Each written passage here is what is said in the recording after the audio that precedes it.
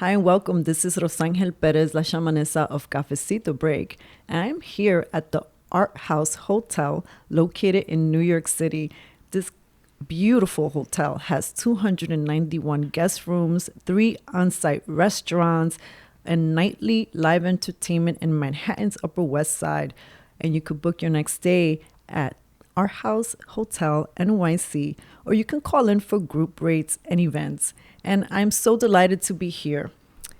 And I'm also grateful for the Global League of Women, GLOW, because they've brought together a powerhouse of dynamic entrepreneurs and podcasters. And here in front of me is a woman that, you know, I think about intense love when I look at her, and I know, and I don't even know her, but I feel like I do. And so I'm going to start with this quote. Intense love does not measure, it just gives. Nice. And Mother Teresa? Yes, Mother Teresa. My favorite. Seriously, I quote her all the time. She inspires me. So here today with me is this beautiful goddess, Kristen Harness. She has a heart of gold, but she is a fierce spirit, and she's got a powerful mission, and she's doing it. And before we continue, I just want to give a little disclaimer that this conversation might just be a little bit sensitive for some of the younger ears. Mm-hmm. But this is a conversation that's important to have. Yep. Welcome. Thank you. How are you feeling today? I'm feeling really good. This has been an awesome day. So I'm really honored to be here. Thank you for being here with us, and thank you for your courage. There is so many things that I want to talk to you today, but I also want to be respectful and make sure that you communicate what's most important for you right now. Yeah. So I'd like to talk about your journey and what led you to find extended hands. Yeah. Well, my journey, it's a long journey, but it definitely is part of why I am here today. I grew up witnessing domestic violence among my mom and my dad. And my dad left when I was 5 and my sister was 3.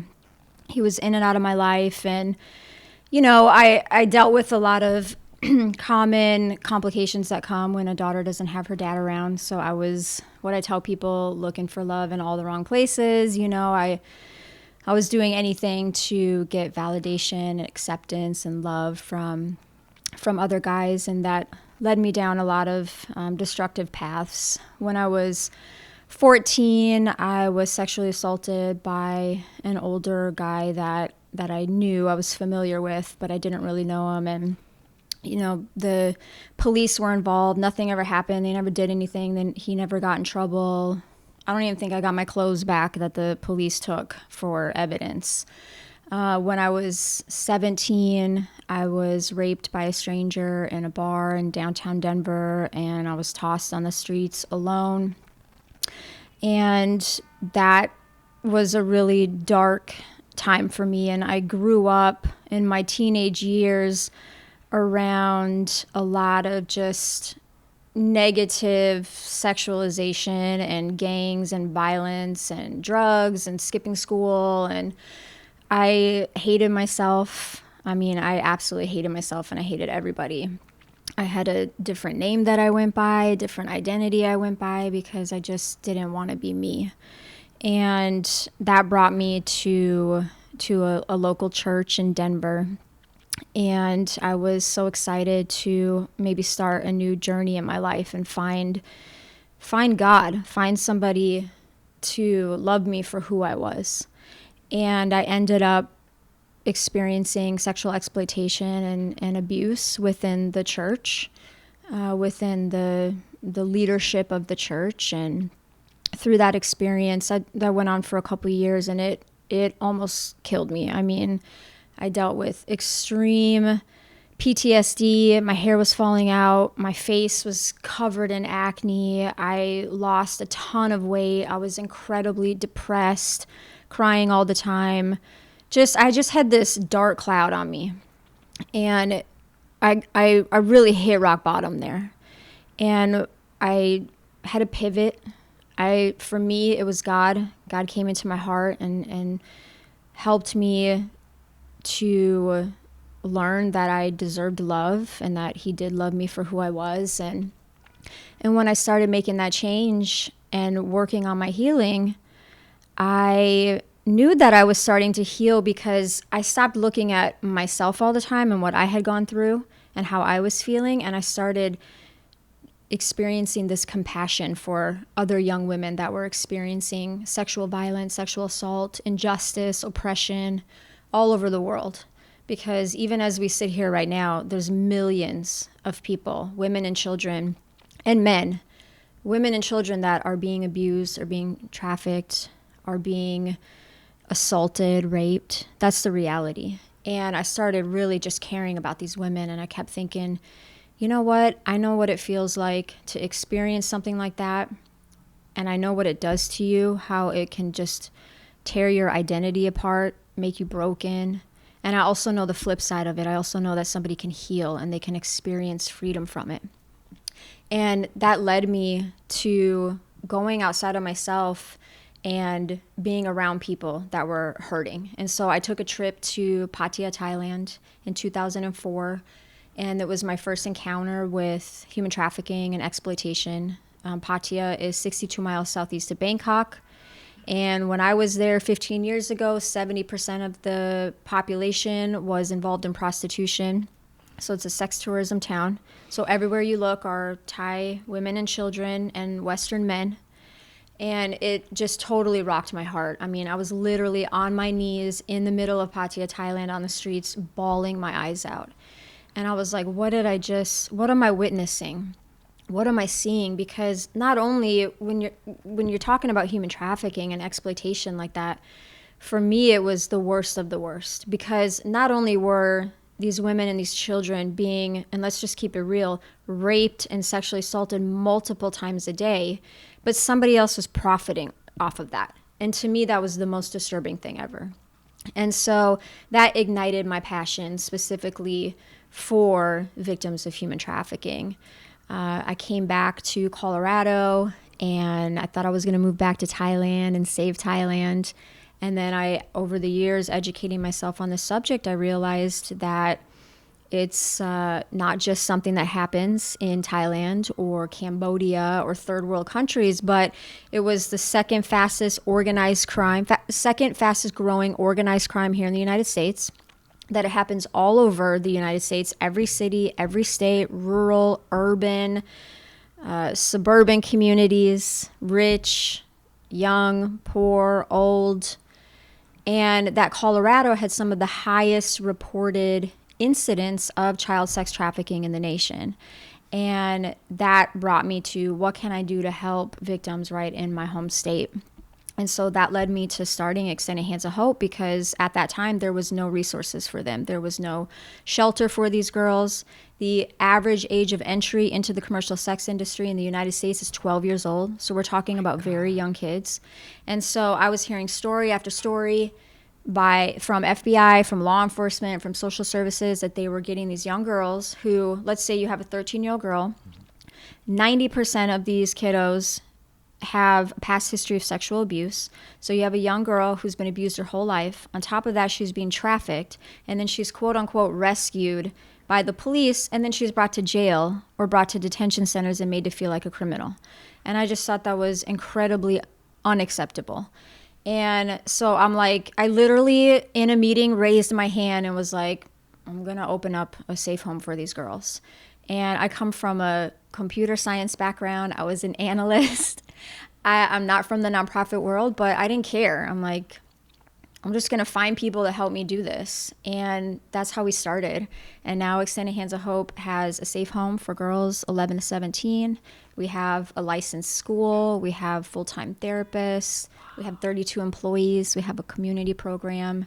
And we just opened up a job training program, a social enterprise bakery, to help women overcome a lot of the obstacles to sustainable employment due to being trafficked.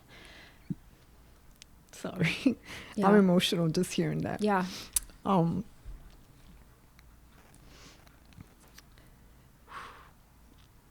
I understand why this is a difficult conversation to have. Mm-hmm. And I admire your courage. I also admire that you didn't give up on love, on God. Yeah. Despite the fact that you had such unfortunate experiences in the home of God. Right. I tell people that. I say, I'm so thankful for his grace because I was able in my heart to separate who God is and how he feels about me and who man is. And that this man was not representing the real God. And so many people, unfortunately, they experience that within the church and they leave God altogether because now they don't trust God. And shame on those people. Not the victims, shame on the pastors and the people in leadership at church who do that too. Yes. The people that go to a place that they're supposed to be safe and feel protected and loved unconditionally. Instead, they're being preyed on and exploited. Shame on those people. Goodness, you are one courageous woman. It is so...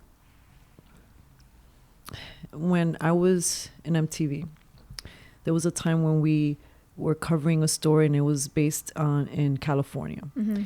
And we were talking about something similar like this. And I remember when the story wrapped, I felt helpless because even though you know that the women and the children were getting assistance in some way, didn't feel like it was enough. Mm-hmm. And then when you were to explore deeper, because it takes courage to see what's in front of your face, because this is the reality, right? When you're like, this, I'm over here in Thailand, but the reality is that this is worldwide. Mm-hmm.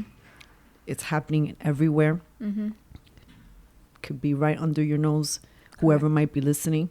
Correct. And it is conversations like this that raise awareness. Mm-hmm. It is people gathering together and saying no more. There's got to be a better way. This system is not working. No. Right. And so you exemplify so many of those things, not just the courage to survive and thrive from that space, but to also empower and inspire. Right. That's what I want to do. I want to do that because I know from personal experience that you don't have to let what happened to you define the rest of your life. That there really is hope for healing. That's like our motto is there's hope for healing. And that I just so desperately want young women and young girls to know that. Talk to me about Simply Good Cakery. Yeah. That sounds like a yummy... It's yumminess. So good. Yeah, it's a social enterprise of Extending Hands of Hope. Mm-hmm. So it's basically a for-profit LLC owned by the nonprofit. It's New York, you know. Yeah. Should we ask that question again? Okay. All right. Okay. So, can you talk to me about Simply Good Cakery? Yeah, definitely. So Simply Good Cakery is a social enterprise of Extending Hands of Hope. And so it's basically a for-profit business owned by the nonprofit, and all profits, when we start making some, will go back into Extending Hands of Hope. And the idea behind it, we spent years planning a social enterprise, and we just launched in 2019. So it's a new program. But the idea behind it is human trafficking, and especially for us, you know, we work with children, minors that have been trafficked. It is a heavy, dark topic. People do not want to hear about it. They would rather live in their little comfortable bubbles and pretend that this kind of stuff is not happening. And understandably, right? It's tough. And so we wanted to find something that would help kind of lighten the path to being able to start discussing this. And so what's more fun and lighthearted than a cupcake, right? So we use these little guys to get into places that we typically wouldn't be able to get into, like businesses. You know, every nonprofit and their mom is trying to get into businesses, like, give us money. And so they just shut the door on you. They don't want to hear about it, and they certainly don't want to hear about human trafficking. But they order cupcakes all the time for their employees and everything. So now they can order cupcakes from us. We get in the door. We share about human trafficking. We share about our mission. So it's super cool. And the other part of it is we're raising money for, our just general operating fund. But the awesome part about it is we started a job training program. So we have a personal and professional development program for it. And we have 2 ladies who are in it right now. It's kind of like our pilot year, our pilot program. And it's to help them, like I said earlier, gain a lot of the professional skills and personal development skills to help them overcome very real obstacles towards sustainable employment, because that's how we're going to stop and reduce recidivism. Because this is something, when it happens to somebody, or even like myself, people ask me, like, how do you get sexually assaulted more than once in your life? And it's like, well, when you go through something and it doesn't get dealt with, you're now very vulnerable to it happening again.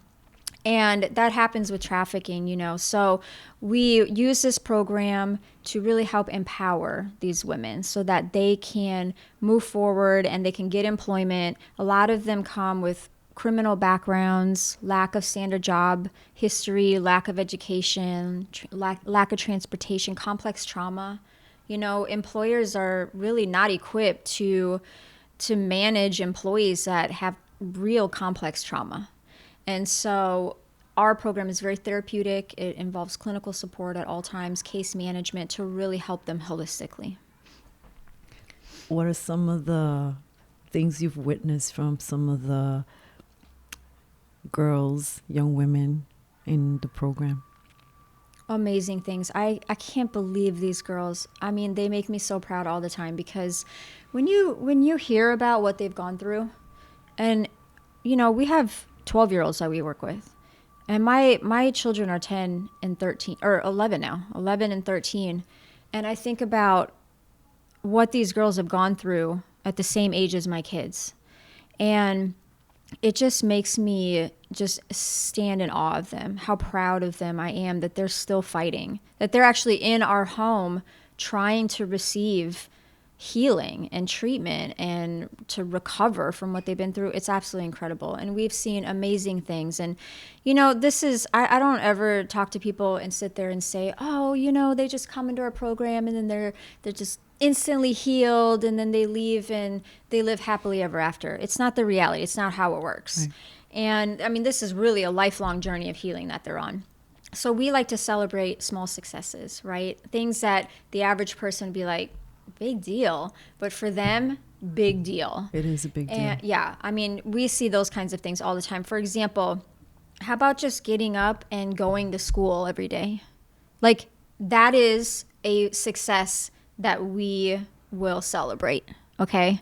Or how about a young girl who has had night terrors and has had trouble sleeping because of trauma for her whole life, or for months or for weeks, and now all of a sudden she slept tonight.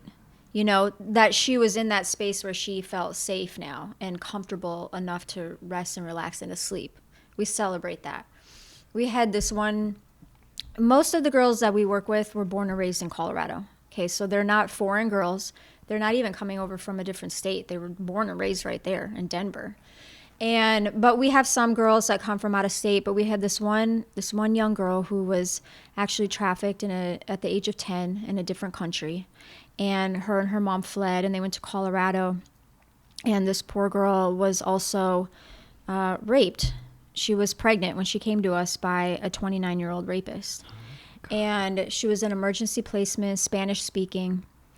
And when she came, she just laid in the bed for 2 weeks, did not talk to anybody, just cried, was super sad, wouldn't eat, covers over her head.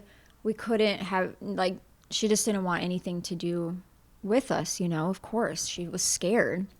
And after 2 weeks, she started getting out of bed, coming down, talking to staff. And then after 3-4 months, she was just this spunky, feisty teenage girl running around the house, laughing, giggling, participating in school. She had her little baby while she was with us, and so we got to meet him and help her in the beginning. with the little baby, and then she left and was a part of our community program, so still in our program, still receiving services and stuff from us. And so I mean, that's major, to see a young girl come to us who is really feeling hopeless and really feeling broken, and then to see them leave our program with a smile on their face. That's why we do it. That brings so much joy to us. That is so beautiful. Yeah, it's amazing. That is so beautiful. It makes my heart happy to know that people like you exist. Thank you. May Thanks. That be multiplied, And yeah. I'm wondering what is your vision for this, as this,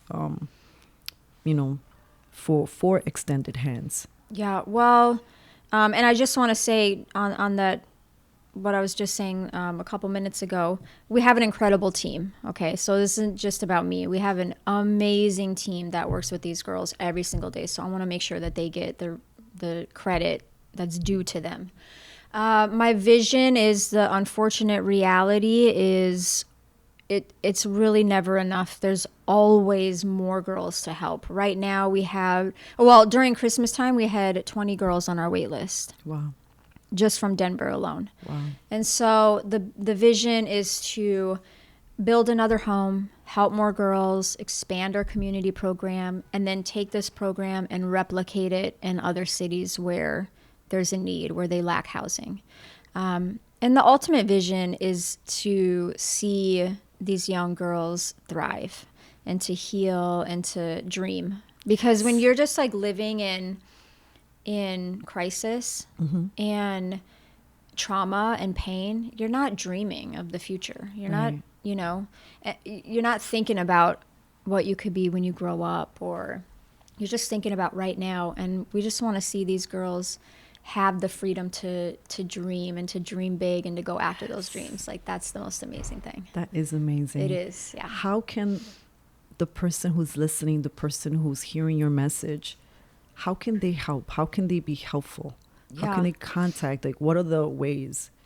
Well, they can go to our website, extendedhandsofhope.org. Follow us on social media, so we're on Facebook and Instagram and LinkedIn. And of course, they can donate. I mean, the reality is we're a nonprofit and we can only function off of donations. So we can always use donations. I also try to tell people, educate yourself. Don't let it stop here. Learn more. This is a very complex and complicated subject matter. And it looks different in New York than it does in Denver, than it does in LA, than it does in Thailand. It looks different in different places. So educate yourself on what it looks like in your community so that you can be aware and you can notice red flags and you can help victims that are around you. Because if you just live in your little bubble and you're not noticing what's going on around you, you're not helping these kiddos, and these kiddos need us to come around and help them and support them. Yeah, it needs the whole community. Yeah. Yep.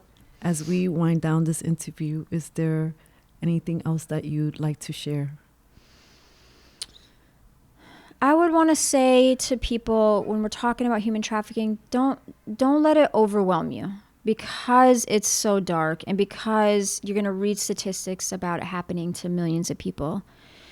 Just know that there is something that you can do. You may not, quit your job and start a nonprofit like I did, but there are little things that you can do to make a difference. And that could be buying fair trade coffee instead of your regular coffee, or buying fair trade sugar instead. It can be something like that. And so just know that there is something that you can do. Everybody plays a role. And although thinking about ending trafficking as a whole can be overwhelming, think about ways that you can end it in the life of one girl. That is powerful. Yeah. Thank you so much for sharing your time with us here today. Yeah, thank you. I really many appreciate blessings. It. Thanks. And I really hope that this gets replicated everywhere, and that we can keep saving more of our girls and our little boys and the children. Yeah. And much love and prosperity, and God bless you. Thank you so much. I appreciate it. Thank you.